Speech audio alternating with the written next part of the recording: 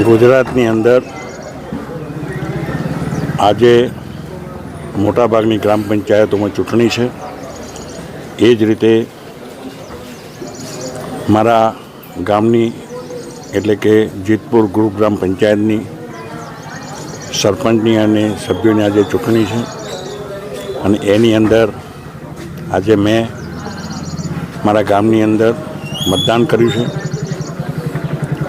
આ લોકશાહી પર્વ એ લોકો પોતાનો અધિકાર સંપૂર્ણપણે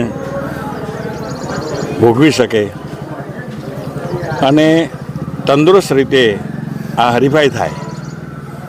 અને એ રીતે આજે મારી જે ગ્રુપ ગ્રામ પંચાયતની અંદર 4 બૂથ આવેલા છે અને ચારેય બૂથમાં ખૂબ શાંતિપૂર્વક મતદાન થઈ રહ્યું છે.